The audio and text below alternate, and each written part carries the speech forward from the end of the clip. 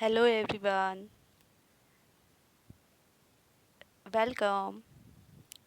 Today I am going to explain you topic basic topic of English grammar, that is sentences.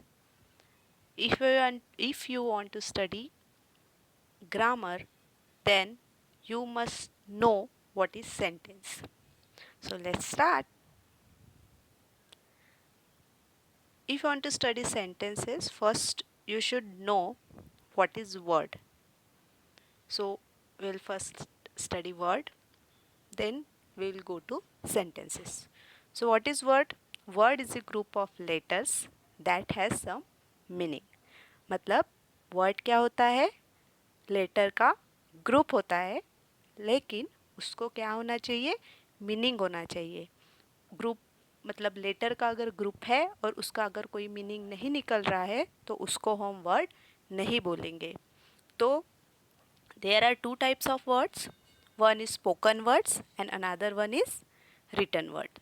तो spoken word किसको बोलते हैं? The words which are used while speaking is called spoken word. मतलब जो बोलने के time पे words use होते हैं उसको हम स्पोकन वर्ड बोलते हैं. And the word which are use while writing is called written words. So और जो राइटिंग के लिए यूज़ करते हैं उसको हम रिटन वर्ड्स बोलते हैं. तो अभी समझ में आ गया है. उसके एग्जाम्पल आप कोई भी वर्ड्स ले सकते हो जो हम डे टू डे लाइफ में यूज़ करते हैं. तो कोई भी एग्जाम्पल कोई भी ले सकते हो. तो मैंने यहाँ पे 2-3 वर्ड्स दिए हैं, जैसे वॉट, नमन, हियर, देयर एक्सेट्रा. आप और भी कोई ले सकते हो. ऐसा कुछ स्पेसिफिक नहीं है कि यही होना चाहिए कि नहीं होना चाहिए. आप कोई भी यूज़ कर सकते हो. ठीक है. तो अभी हमको वर्ड्स समझ में आ गए हैं कि वर्ड्स क्या होते हैं. अभी हमको पढ़ना है कि सेंटेंसेस क्या होते हैं. A sentence is a group of word that makes complete sense. Sentence किससे बना हुआ होता है? ग्रुप ऑफ वर्ड्स से बना हुआ होता है और उसका क्या कंप्लीट मीनिंग जो है वो निकलना चाहिए. अगर कंप्लीट मीनिंग नहीं निकलता है तो हम उसको सेंटेंस नहीं बोलेंगे. अगर आधा अधूरा मीनिंग निकलता है तो हम उसको सेंटेंस नहीं बोलेंगे. इसीलिए सेंटेंस उसी को बोलेंगे जिसका कंप्लीट सेंस निकल रहा है. Sentence expresses complete thought. मतलब मुझे क्या बोलना है या आगे वाले को क्या बोलना है वो पूरा का पूरा हमको समझ में आना चाहिए, नहीं तो हम उसको सेंटेंस नहीं बोलेंगे. जैसे यहाँ पे एग्जाम्पल्स दिए हुए हैं. We pray to God daily. हम रोज़ गॉड को क्या करते हैं? प्रे करते हैं. तो मैंने जब ये बोला तो आपको समझ में आ गया उसका पूरा मीनिंग. मेरा जो थॉट है वो आपको समझ में आ गया है, इसलिए हम उसको सेंटेंस बोलेंगे. दूसरा यहाँ पे जो एग्जाम्पल दिया हुआ है, childrens are praying in the garden. Childrens जो है, बच्चे जो है गार्डन में क्या कर रहे हैं? खेल रहे हैं. तो इसका भी मीनिंग आपको क्या हो रहा है? समझ में आ रहा है. पूरा थॉट मैंने क्या पढ़ा वो जैसे मैंने पढ़ा वैसे ही आपको समझ में आ गया. मतलब उसको क्या बोलेंगे? हम सेंटेंस बोलेंगे. मतलब ये भी सेंटेंस है और ये भी सेंटेंस है. लेकिन बट इन द गार्डन, मैंने ऐसे बोला इन द गार्डन, तो आपको समझ में तो आ रहा है, लेकिन कैसे आ रहा है? आधा अधूरा समझ में आ रहा है. इसीलिए उसको हम सेंटेंस नहीं बोलेंगे. वैसे ही on the table. On the table ठीक है कि टेबल के ऊपर, लेकिन टेबल के ऊपर क्या? मतलब ये आधा अधूरा मीनिंग निकल रहा है, तो इसको भी हम सेंटेंस नहीं बोलेंगे. मतलब सेंटेंस क्या है? ग्रुप ऑफ वर्ड्स तो है, लेकिन ऐसे ग्रुप ऑफ वर्ड्स जिसका कंप्लीट मीनिंग निकलना चाहिए. अगर कंप्लीट सेंस नहीं निकल रहा है, कंप्लीट थॉट हमको समझ में नहीं आ रहा है, तो हम उसको सेंटेंस नहीं बोलेंगे. अब हमको देखना है पार्ट्स ऑफ सेंटेंसेस. मतलब there are two parts of sentences, one is subject and another in is predicate. तो सबसे पहले हम देखेंगे कि सब्जेक्ट किसको बोलते हैं. The subject is the person और thing we are speaking about. हम सेंटेंस में किसके बारे में बात कर रहे हैं या किसके बारे में वो सेंटेंस है उसको हम बोलेंगे सब्जेक्ट. और फिर वो जो इंसान हो या थिंग हो, मतलब इट मे बी पर्सन और थिंग, तो जिसके भी बारे में बात करें उसके बारे में हमको और ज़्यादा जानकारी मिलेगी बचे हुए सेंटेंस से. तो जो बचा हुआ सेंटेंस रहेगा वो क्या रहेगा? प्रेडिकेट रहेगा। Predicate tells something about the subject. Predicate क्या करेगा, हमको सब्जेक्ट के बारे में कुछ ना कुछ बताएगा। जैसे कि यहाँ पे हमने एग्जांपल लिया है मोहन रीड्स वेल। मोहन क्या करता है, अच्छे से पढ़ता है। तो इसमें सब्जेक्ट, ये सेंटेंस किसके बारे में है, मोहन के बारे में है। तो मोहन क्या हो गया, उसमें सब्जेक्ट हो गया। और प्रेडिकेट जो रीड्स वेल, मोहन क्या करता है, रीड्स वेल, मतलब मोहन के बारे में हमको रीड्स वेल ये जो है उससे हमको जानकारी मिल रही है कि मोहन जो है वो बहुत अच्छे से पढ़ता है।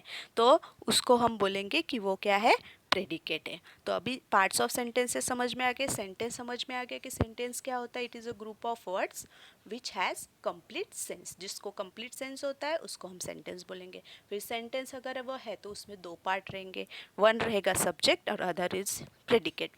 तो सब्जेक्ट क्या रहेगा, सब्जेक्ट क्या रहेगा, जिसके बारे में वो सेंटेंस है। इट मे बी पर्सन और थिंग, तो उसको हम बोलेंगे प्रेडिकेट। और प्रेडिकेट और सब्जेक्ट, दो ये पार्ट्स रहेंगे सेंटेंस के। अभी आगे बढ़ते हैं हम। तो अभी हमको समझ में आ गया सब्जेक्ट क्या है, प्रेडिकेट क्या है। तो उसको हमको करके तो देखना पड़ेगा प्रैक्टिस की, हमको समझ में आ रहा है कि नहीं। तो हमने यहाँ पे इतने एग्जाम्पल्स दिए हैं 6, चलो उसको करके देखते हैं। पहला है my watch keeps correct time, मतलब मेरे वॉच में एकदम करेक्ट टाइम दिखाता है। तो ये किसके बारे में है, वॉच, माई वॉच के बारे में। तो माई वॉच क्या हो गया, माई वॉच क्या हो गया, माई वॉच क्या हो गया, इसमें सब्जेक्ट हो गया। और जो बचा हुआ है वो क्या हो गया, predicate. Jackals often Howl's at night, jackals क्या करते हैं, रात में हाउल करते हैं। तो ये किसके बारे में सेंटेंस है, जैकल्स के बारे में। तो जैकल क्या हो गया, सब्जेक्ट हो गया, बचा हुआ क्या हो गया, प्रेडिकेट। फिर third, childrens are after all childrens, तो यहाँ पे किसके बारे में सेंटेंस है, ये चिल्ड्रन के बारे में। तो वो हो गया सब्जेक्ट और बचा हुआ क्या हो गया, प्रेडिकेट हो गया। The dog is a faithful animal, the dog किसके बारे में सेंटेंस है, ये द डॉग के बारे में। तो ये क्या हो गया, सब्जेक्ट और बचा हुआ प्रेडिकेट। इसका मीनिंग क्या हो गया कि डॉग क्या है, एक फेथफुल एनिमल है। Mount Everest is the highest peak, सबसे हाईएस्ट पीक कौन सा है, माउंट एवरेस्ट। तो ये किसके बारे में सेंटेंस है, माउंट एवरेस्ट के बारे में। अब जहाँ पे 6 वाला जो सेंटेंस है वहाँ पे आपको कन्फ्यूजन हो सकता है। तो सबसे पहले सुनिए कि हियर कम्स द बस। अब यहाँ पे बताइए, यहाँ पे सोचिए कि सब्जेक्ट क्या हो सकता है।